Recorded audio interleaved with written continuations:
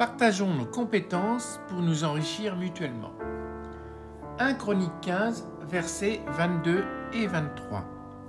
Kenania, le chef des Lévites, était chargé de la direction du champ, car il était expert en la matière.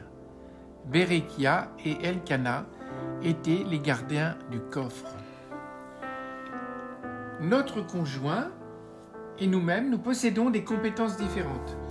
Et cela se voit tous les jours. Si l'on prend l'exemple de la cuisine, certains préfèrent faire le repas, d'autres préfèrent acheter les ingrédients. Certains sont plus à l'aise pour réaliser des plats en sauce et d'autres des grillades ou des desserts. De la même façon, pour l'entretien de la maison, certains préfèrent s'occuper de l'intérieur de la maison et d'autres plutôt de l'extérieur, du jardin.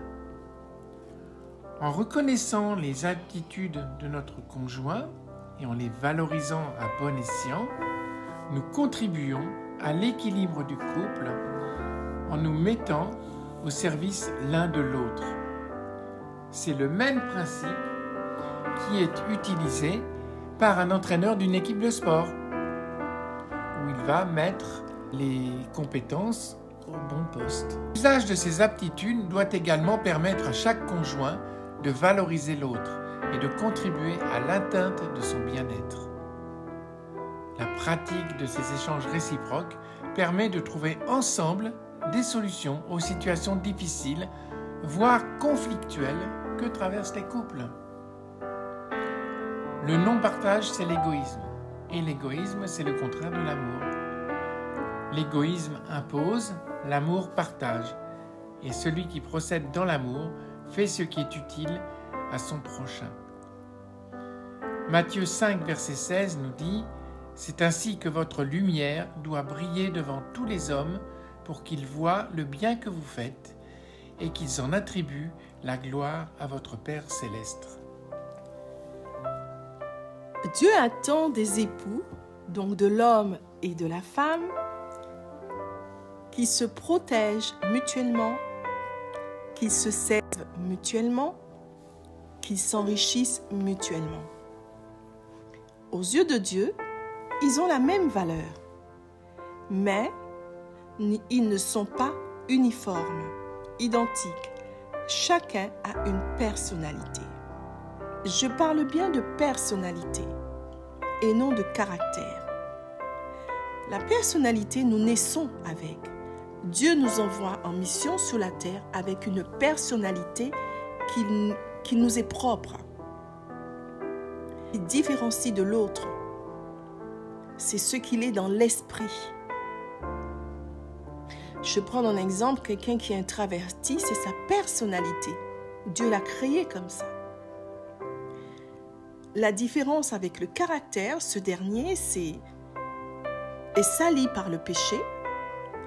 Et c'est ce que le Saint-Esprit change en nous tout le long de notre vie, notre caractère, afin de devenir Christ.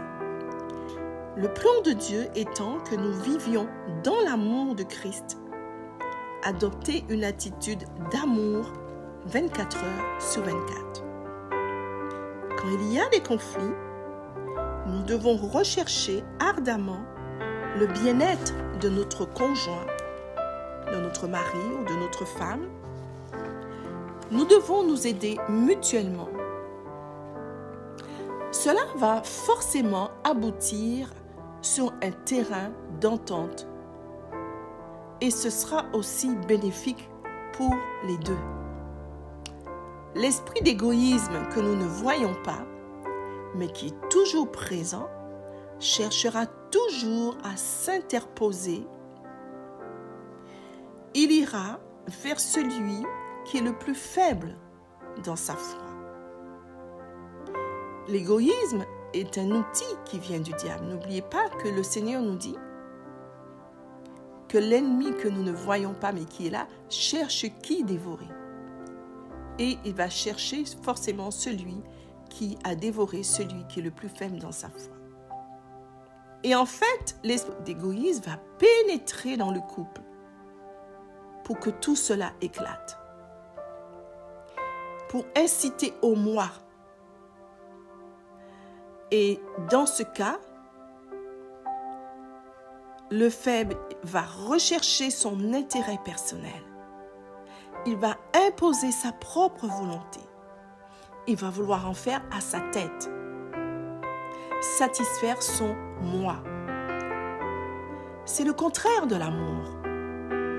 Quand on aime réellement, c'est l'autre d'abord. Dans le cas que Frédéric a pris tout à l'heure concernant le repas, c'est tout à fait cela. Et ces aptitudes-là doivent servir dans le couple. L'objectif étant de préparer le repas. Chacun va faire au mieux, chacun va faire selon ses compétences et donnera le meilleur de lui-même. Il est important de parler, de se parler, de communiquer, d'apprendre à être amis, à se connaître dans le couple, à parler de nos différences et que chacun encourage l'autre à trouver ses dons, ses talents et tout faire pour l'aider à se développer. L'un des objectifs du mariage, parce qu'il y en a plusieurs, il y a plusieurs objectifs, mais l'un des objectifs du mariage est l'épanouissement de l'homme et l'épanouissement de la femme dans les dons que le Seigneur leur a donnés pour le couple, la famille d'abord et ensuite l'environnement extérieur. Nous allons prendre un temps de prière dans ce sujet et nous allons demander au Seigneur, nous allons déjà le remercier pour les aptitudes que nous avons, les dons, les talents différents que nous avons. Et nous allons lui demander d'aider les couples à trouver des occasions d'utiliser leurs compétences, de les aider à s'encourager l'un et l'autre, à développer leurs dons, leurs talents et que ça serve dans le couple, dans la famille. Et ça va déborder automatiquement après, sur le monde extérieur. Père, Frédéric et moi, nous voulons te remercier pour ce temps d'abord. Nous voulons te prier pour ton peuple, te prier, Seigneur Dieu, pour tes enfants, te prier, Seigneur Dieu, afin que tes enfants s'épanouissent dans le couple, afin que tes enfants trouvent leurs dons, leurs talents et qu'ils puissent le mettre au service du mari ou de la femme dans le couple. Et nous te prions également pour tous ceux qui ne te connaissent pas, qui sont mariés, Seigneur, que tu les aides parce que tu leur parles aussi. Ils ne savent pas que tu leur parles, mais tu leur parles. Et qu'ils puissent, Seigneur Dieu, entendre ta voix. Et qu'ils apprennent, Seigneur, aussi à trouver leurs dons, leurs talents et qu'ils s'épanouissent dans le couple. Ô Dieu de gloire, nous te demandons aussi de nous aider à nous encourager l'un et l'autre à utiliser ces dons et que tu puisses encourager tes enfants à utiliser ces dons, à trouver leurs dons et à les utiliser. Que tu puisses aider, Seigneur, tous les couples qui ne te connaissent pas aussi à trouver leurs dons. Ça, tu peux le faire, Saint-Esprit. Tu sais le faire. Et Seigneur, à utiliser ces dons afin que chacun s'épanouisse dans leur couple.